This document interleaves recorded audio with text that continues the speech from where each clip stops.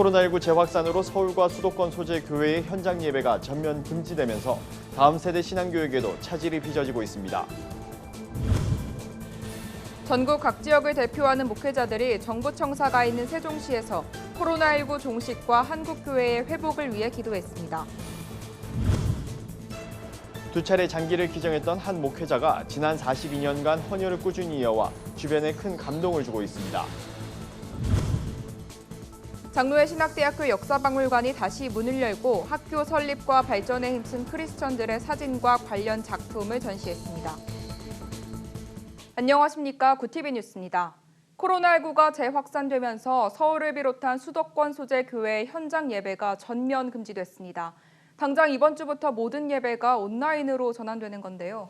스스로 예배하기 어려운 다음 세대의 신앙교육은 어떻게 해야 할지 걱정이 많습니다. 하나은 기자의 보도입니다. 잠시 주춤했던 코로나19 확산세가 서울을 비롯한 수도권을 중심으로 다시 폭발적으로 증가하면서 정부는 수도권 소재 교회의 예배를 모두 비대면으로 전환하는 고강도 대책을 내놨습니다.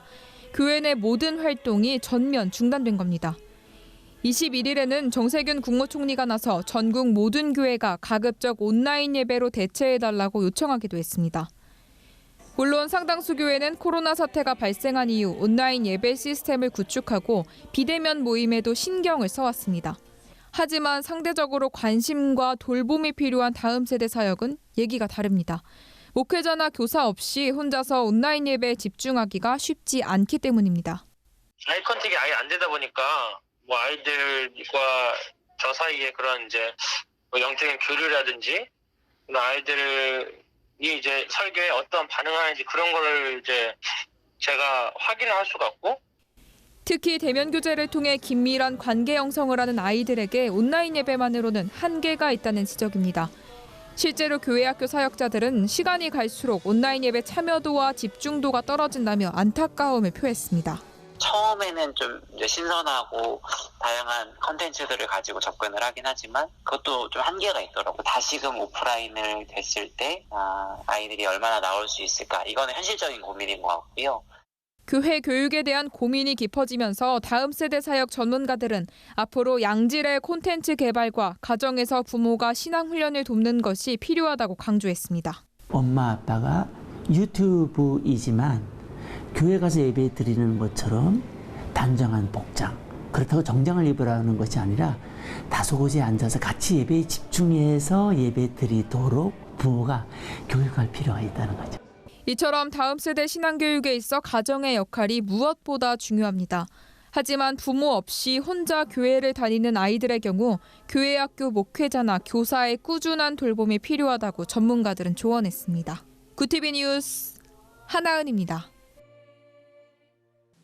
전국 17개 광역시도 226개 시군구를 대표하는 목회자들이 나라와 민족의 치유, 나아가 한국교회의 회복을 위해 기도하는 시간을 가졌습니다. 이날 기도회는 코로나19 감염을 막기 위해 최소한의 인원만 모인 채 진행됐습니다. 최상경 기자입니다. 제2회 한국교회 기도회 날, 전국 각 지역을 대표하는 기독교 연합단체 소속 교회와 성도가 함께 기도하려 했지만 코로나19가 재확산되자 최소한의 인원만 모여 기도하는 시간을 가졌습니다. 주최 측은 당초 세종 정부청사 앞에서 기도회를 열 예정이었으나 현 상황의 심각성을 고려해 인근 교회로 장소를 옮겨 진행했습니다.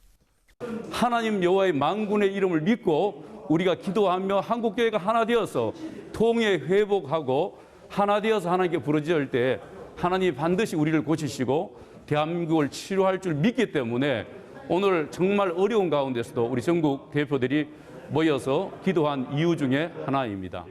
기도회에 참석한 지역별 기독교연합 대표 목회자들은 한국교회가 하나되지 못하고 분열된 모습을 보였던 점을 회개하고 교회의 갱신과 회복을 위해 기도했습니다.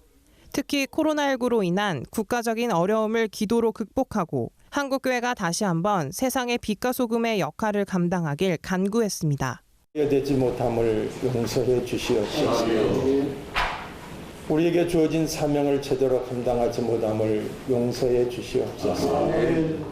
하나님, 무엇보다도 한국교회가 하나 되지 못함을 우리 하나님께 회개합니다. 참석자들은 이외에도 차별금지법 철폐와 다음 세대, 북한 복음화 등을 위해 함께 기도했습니다. 또한 이번 기도회에서는 국가적인 위기를 극복하기 위해 한국교회가 함께 힘쓸 것을 촉구하는 결의문을 발표하기도 했습니다. 전국 8만여 한국교회는 앞으로도 그 어떤 단체나 집단보다 더 엄격한 코로나19의 감염 및 확산 방지에 최선을 다한다. 전국 17개 광역시도 226개 시군구 목회자들은 앞으로도 한국교회의 동력인 기도를 통해 지금의 위기를 극복하는 데 앞장서겠다고 다짐했습니다.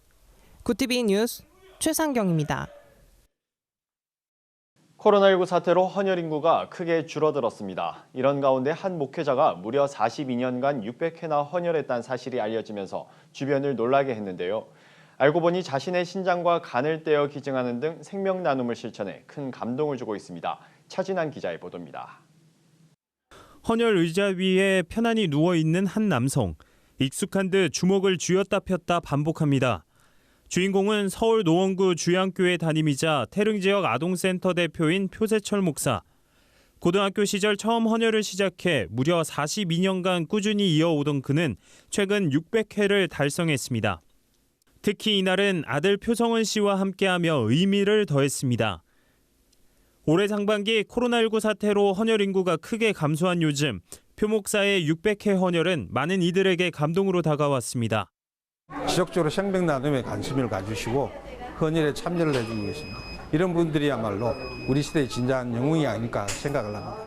표 목사는 헌혈뿐만 아니라 장기 기증 운동에도 앞장서며 생명 나눔을 실천하고 있습니다. 지난 1991년 신장 하나를 여고생에게 기증했고 11년 뒤인 2002년 간의 60%를 떼어내 환자에게 새로운 삶을 선물했습니다.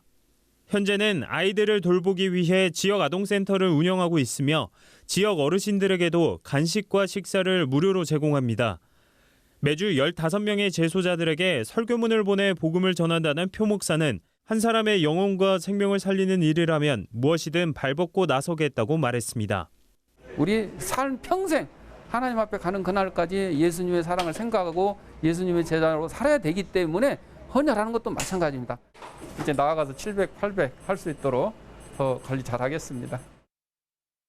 자칫 건강을 해칠 수도 있는 일이지만 신체의 일부를 떼어내 다른 이의 생명을 살리는 한 목회자의 섬김. 자신의 생명을 내어주고 우리를 살리신 예수 그리스도를 따르는 표 목사의 삶이 우리에게 묵직한 감동으로 다가옵니다. 구티비 뉴스 차진환입니다. 최근 리모델링을 마친 장로회 신학대학교 역사박물관이 재개관을 기념해 전시회를 열었습니다. 이번 전시는 씨는 자라 나무가 되어란 제목으로 하나님 나라에 대한 감사와 소망을 전하는 내용을 담고 있습니다. 장신대 설립자인 마포사멸 선교사와 초대 박물관장을 지낸 이현우 목사의 사진과 서신, 회화 등 50여 점의 작품을 만나볼 수 있습니다. 이번 전시회에선 그동안 공간이 부족해 수장고에 보관했던 작품도 공개됐습니다. 장신대 임성빈 총장은 대한예수교장로회 신학교 설립자 마포사멸 선교사와 박물관 설립에 헌신한 이현우 목사를 기억하는 자리를 만들고 싶었다며 이번 전시를 통해 이전 세대가 남기고 간 믿음의 유산을 전 세대가 함께 나눌 수 있길 바란다고 전했습니다. 전시는 오는 12월 21일까지 4개월간 진행됩니다. 오늘의 이슈 포커스입니다. 정세균 국무총리가 주말을 앞둔 21일 각 지자체에 교회가 편법을 사용해 현장 예배를 진행하는지 점검해달라고 지시했습니다. 정 총리는 중앙재난안전대책본부 회의에서 현재 수도권 교회들의 대면 예배를 금지하도록 했지만 수도권 밖에 있는 기도원이나 수련원 시설을 활용해 예배를 드릴 가능성이 있다고 지적했습니다. 정 총리는 사회적 거리두기 강화 조치가 무색해지지 않도록 세심히 점검하고 조치를 취하라고 당부하면서 비수도권 지역도 가급적이면 비대면 예배를 진행해달라고 당부했습니다. 코로나19 집단 감염으로 확진 환자가 일주일간 1,300명을 넘기면서 대유행 위기감이 고조되고 있습니다. 최근엔 추정망을 벗어나는 장소에서 무더기 감염 사례도 나왔습니다. 특히 19명 확진자가 나온 서울 성북구 체대 입시학원의 경우 주변 일대에 코로나 확진자가 급속히 늘자 수강생에게 검사를 권유한 걸로 알려졌습니다. 방역당국은 현 단계로선 기존의 추적조사와 방역수칙 준수가 감염고리를 차단할 최선의 해법이라며 코로나 검사에 적극 협조하고 방역수칙을 철저히 지켜달라고 당부했습니다. 통일부는 정례 브리핑에서 국내 한 민간단체가 지난 12일 신청한 1억 8천만 원 규모의 코로나19 방역물품 대북 지원 반출을 추가로 승인했다고 밝혔습니다. 승인이 허락된 반출 물품의 주요 품목은 방호복이며 그 외 품목도 모두 유엔의 제재를 받지 않는 물품으로 알려졌습니다. 앞서 통일부는 지난 6일에도 국내 민간단체가 신청한 3억 원 규모의 대북 마스크 지원 사업에 대해 반출 승인을 결정한 바 있습니다. 의과대학 정원 확대 등 정부의 의료 정책에 반대하는 전공의들이 21일 오전 7시를 기해 복귀 시점이 정해지지 않은 무기한 파업에 돌입했습니다. 대한전공의협의회는 21일 인턴과 4년차 레지던트를 시작으로 22일과 23일 연차별로 업무에서 손을 뗄 것이라고 밝혔습니다. 응급의학과는 연차와 관계없이 21일부터 업무를 중단했습니다. 서울 시내 주요 병원은 수술을 연기하고 인력을 재배치하며 대응에 나섰지만 의료계는 파업이 장기화되면 수술 차질이 불가피할 것이라고 전망했습니다. 내수시장에 공급하는 상품 서비스 가격인 생산자 물가가 2달 연속 올랐습니다. 한국은행에 따르면 지난 7월 생산자 물가지수는 102.68로 한 달 전보다 0.2% 상승했습니다. 농림수산품 물가는 3.7% 올랐는데 역대 가장 긴 장마와 휴가철 소비가 늘면서 농산물과 축산물 가격도 뛰었습니다. 농산물은 상추와 배추, 사과가 특히 비싸졌고 축산물에선 소고기와 돼지고기, 닭고기가 3에서 4% 올랐습니다. 한은 관계자는 농산물 가격의 주요 상승 원인은 장마라며 8월에도 물가에 영향을 미칠 것이라고 예상했습니다.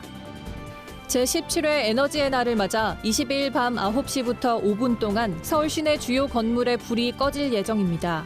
서울시는 기후변화에 대응하기 위해 캠페인에 동참한다며 방역상황실 운영 때문에 실내보다는 실외 경관 조명 위주로 소등할 것이라고 전했습니다.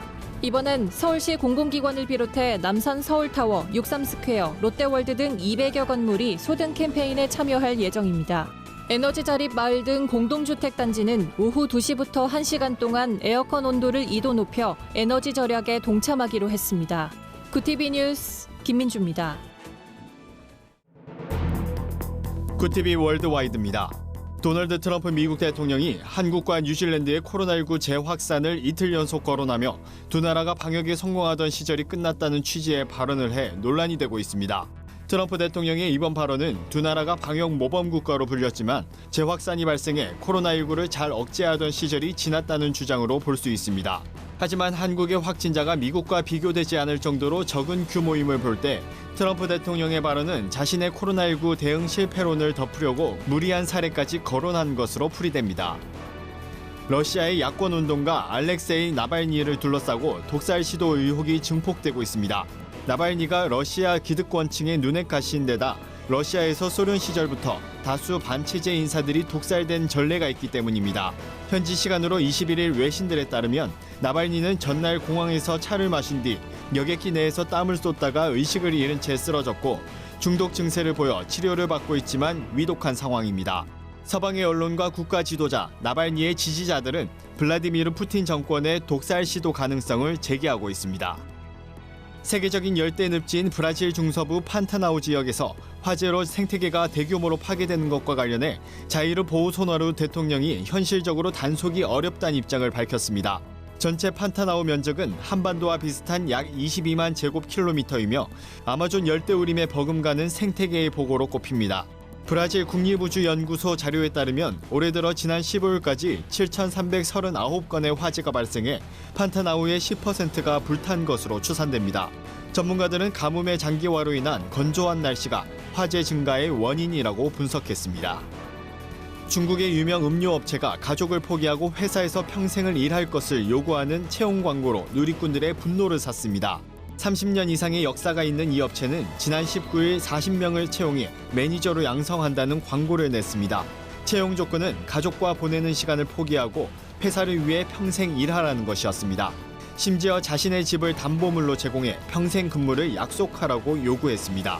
업체 측은 집이 없는 사람은 지원할 수 없다고까지 적시해 중국의 많은 누리꾼들이 비인간적인 처사라며 비난했습니다. 해당 업체는 쏟아지는 비난에 결국 사과의 뜻을 밝혔습니다.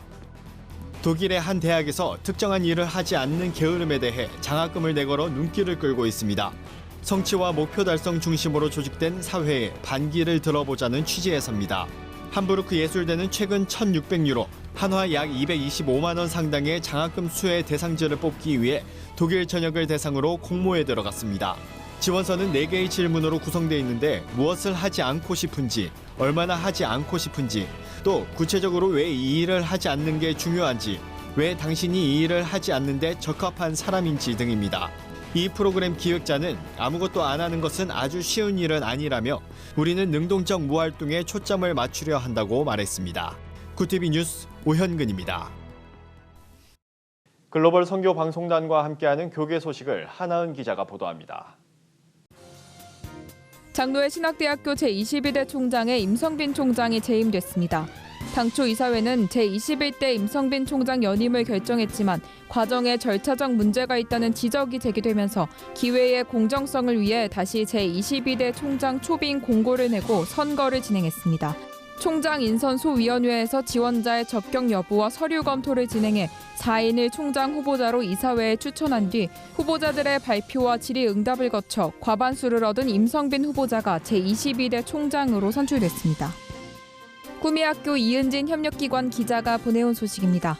기독교 대안학교인 꿈의 학교와 인천 기독사립 인성초등학교가 14일 인성초교에서 업무 협약을 맺었습니다. 학교는 기독교 정신에 입각한 다음 세대 양육에 협력하기로 했습니다. 협약식에서 꿈의 학교 이인희 교장은 훌륭한 신앙인재 양성에 최선을 다할 것이라고 밝혔습니다. 이번 업무 협약을 계기로 인성초교 졸업생은 꿈의 학교 지원 시 특별전형 지원 자격과 가산점 혜택, 재학생에게는 독서교육 콘텐츠가 제공됩니다. 희망친구 기아대책이 취약계층 식비 지원을 위한 청년 도시락 캠페인을 진행합니다. 캠페인은 생활비 부담으로 인해 끼니를 거르는 대학생들의 식사 권리를 보장하기 위해 마련됐습니다. 이번엔 총 100명의 취약계층 대학생을 선정하며 최종 지원 대상이 되면 1인당 35만 원의 식사비가 지원됩니다.